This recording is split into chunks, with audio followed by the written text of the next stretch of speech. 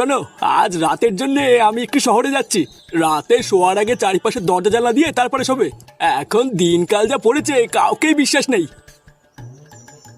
শহর থেকে কিছু জিনিসপত্র নিয়ে কালকে সকালের মধ্যে আমি ফিরে আসবো। ততক্ষণে বাড়ি ফাঁকা রেখে কোথাও যাবে না। আশেপাশে কয়েকটা চোরের আমদানি হয়েছে। আর হ্যাঁ, পুকুরের দিকটায় মাঝে মাঝে গিয়ে একটু খেয়াল রেখো তো।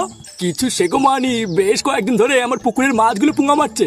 দেখো কোনো ভাবে যেন আবার ফাঁক তালে এসে আমার মাছগুলো না নিয়ে যায়। হ্যাঁ, তুমি নিশ্চিন্তে যাও, এই দিকটা আমি দেখে নেব। আচ্ছা ঠিক আছে, তাহলে আসি, সাবধানে থেকো বুঝলা।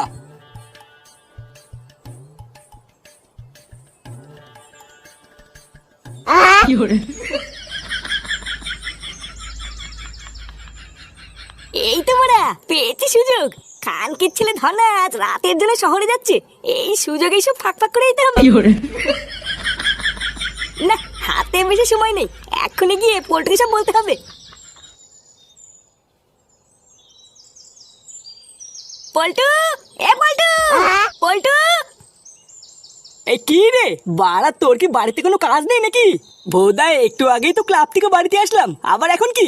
আরে চোদনা, তোরা ক্লাব থেকে বাড়ি আসার পরে আমি ধনাকে লক্ষ্য রাখার জন্য ওর বাড়ির দিকে গেছিলাম। এই ধনার বাড়ির ওদিকে গেছিলিস?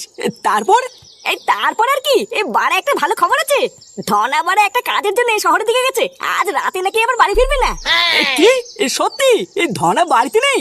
হ্যাঁ, তা না এটা কি বলছি, এটাই কিন্তু বড় একটা সেটা ভাঙার সুযোগ। এর পরে কিন্তু আর এরকম সুযোগ পাবি না বলে দিলাম।